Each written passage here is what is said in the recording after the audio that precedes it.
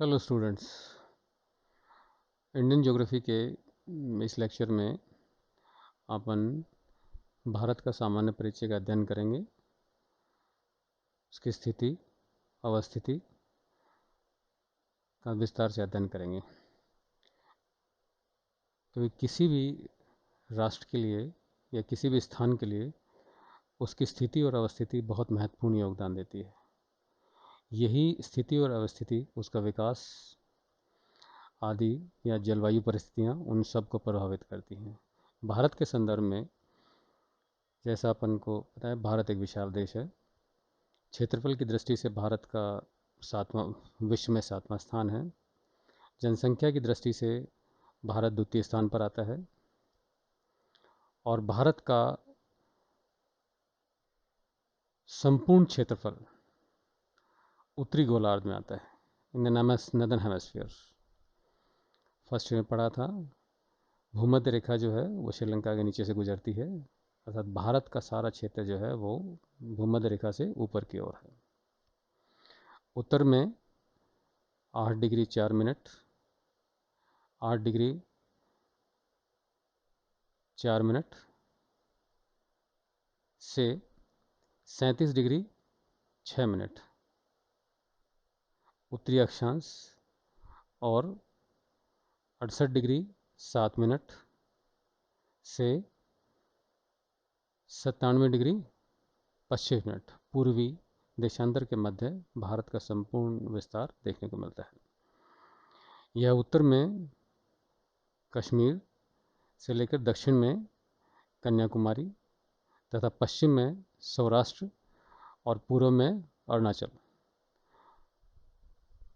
क्षेत्र विस्तृत है। भारत का जो कुल क्षेत्रफल है वो 32,87,263 वर्ग किलोमीटर है और जिसका निर्धारण 31 मार्च 1982 को किया गया था। भारत की जो समुद्री सीमा है उसकी कुल लंबाई 7,516.6 किलोमीटर है, अर्थात भारत को एक विस्तृत समुद्री सीमा मिली हुई है और ये समुद्री सीमा हमें अंतर्राष्ट्रीय व्यापार के लिए बहुत महत्वपूर्ण है। भारत के मध्य में से अपन ने अध्ययन किया था कि भारत के मध्य में से 23.5 डिग्री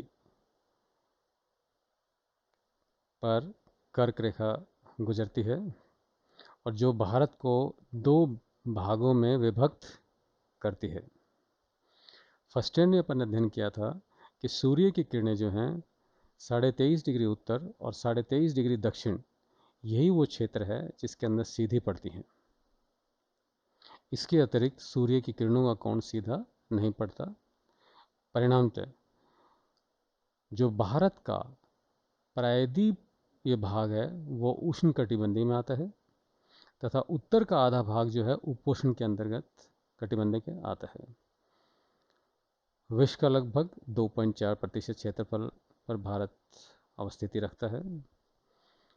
कंपटीशन में एक क्वेश्चन बनता है को कर्क रेखा किन प्रांतों से होकर गुजरती है, कितनों से प्रांतों से होकर गुजरती है। The tropic of Cancer passes through 8 states, that is Gujarat, Rajasthan, Madhya Pradesh, Chhattisgarh, Jharkhand, West Bengal, Tripura and the Mizoram. जब समय की दृष्टि से देखते हैं तो भारत का पूर्वी और पश्चिमी जो देशांतरीय विस्तार है इसमें लगभग 30 डिग्री का अंतर आता है, अर्थात जो पूर्व से फ्रॉम ईस्ट टू वेस्ट जो समय की जो अंतर है वो लगभग 2 घंटे का आता है फ्रॉम ईस्ट टू वेस्ट। अपन ने फर्स्ट ईयर में मानक समय निर्धारण सीखा था और उसमें देखा कि पढ़ा था कि एक देशांतर पर 4 मिनट का अंतर आता है और 15 देशांतर के बाद 1 घंटे का अंतर आता है। तो कुल भारत का 30 डिग्री है, अर्थात 2 घंटे का अंतर भारत में पूर्व से पश्चिम की ओर देखने को मिलता है।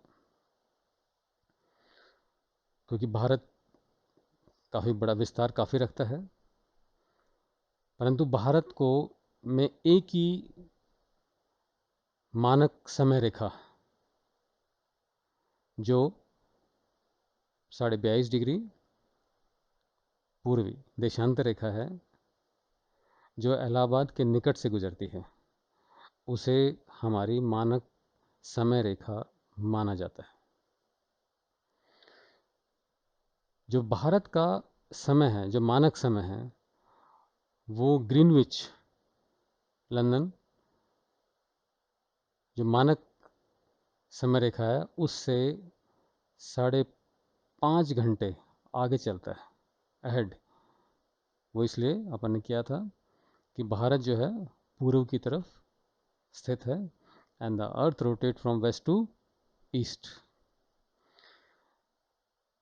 परंतु कुछ country, there are some countries where there are more than one standard meridians, और वो इसलिए है क्योंकि उनका पूर्व से पश्चिम के विस्तार बहुत ज़्यादा है।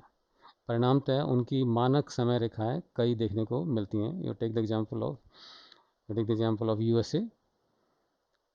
यूएसए में, अमेरिका में 7 टाइम जोन है, और भारत की जो समय मानक रेखा है 22.5 डिग्री पूर्वी देशांतर, वो इलाहाबाद के पास मिर्ज़ापुर एक स्थान है, वहाँ से होकर गुजरती है। एक क्वेश्चन यहाँ बनता है स्टूडेंट्स कि जो भारत की मानक समय रेखा है वो किन प्रांतों से होकर गुजरती है और कितने प्रांतों से होकर गुजरती है? UP, MP, Chhattisgarh, Orissa and the Andhra Pradesh. तो फिजिकल सेटिंग, जब इसकी भौतिक स्थिति का अध्ययन जब हम करते हैं, on the south India projects into and it's bounded by the Indian ocean, Hind Mahasagar, in particularly by the Arabian ocean on the west, पश्चिम में अरब सागर है, पूर्व में यहाँ पर बंगाल की खाड़ी ईस्ट में, और साउथ में हिंद महासागर इसकी सीमाओं को निर्धारण करता है। द पाक state and the gulf of Mannar separates India from Sri Lanka. India from Sri Lanka, ये क्वेश्चन फिर बनता है। और भारत से जो सदर्न मोस्ट पॉइंट हमारा है लक्षद्वीप से और मालदीव्स के मध्य की दूरी लगभग 125 किलोमीटर पड़ती है। जो अंडमान निकोबार आइलैंड्स हैं वो भारत की जो मुख्य भूमि है उससे 1200 किलोमीटर की दूरी पर स्थित हैं। कन्याकुमारी जो हमें पता है और द मेन लैंड का सदर्न मोस्ट पॉइंट है, that is 8 degree 4 minute 41 second north and 77 degree 55 minute 23 second east, is the southern point, मुख्य भूमि। परंतु the southern most point in India is Indira point, that is great Nicobar islands, और जो northern most point है that is Siachen glacier. जो भारत को इतनी बड़ी समुद्री सीमा मिली है, इसे कुछ एक पार्ट कहलाता है territorial water, as defined by the 1982 United Nations Convention on the Law of the Sea, is a belt of coastal water extending at most 12 nautical miles, जो कि हुआ 22.2 kilometers from the baseline, usually the mean low sea water mark of a coastal water। समुद्र तल का निम्न जो तल है उससे 22.2 किलोमीटर का तक का क्षेत्र जो है वो हमारी टेरिटोरियल वाटर के अंदर सम्मिलित होता है। जो आर्थिक जोन है, exclusive economic zone, is an area beyond the adjacent to the territorial sea, extending seawards to a distance of no more than 200 nautical miles, अर्थात 370 kilometre, out of from its coastal baseline. अभी अपन कहा था एक coastal state assumes jurisdiction over the exploration. हम आर्थिक क्रियाओं का आर्थिक क्रियाएं कर सकते हैं, दोहन कर सकते हैं, और जो हमारे समुद्री संसाधन हैं उन्हें हम खोजबीन कर सकते हैं। क्वेश्चन आता है, what is the difference between territorial sea and the exclusive economic sea? The difference between the territorial sea and the exclusive economic zone is that the first confirms full sovereignty, right, over the water, the territorial sea, where the second is merely a sovereign rights, which refers to the coastal states rights below the surface of the sea. The surface water, as can be seen in the map, are the international water. There's a basic difference between the territorial sea and the exclusive economic zone. Thank you.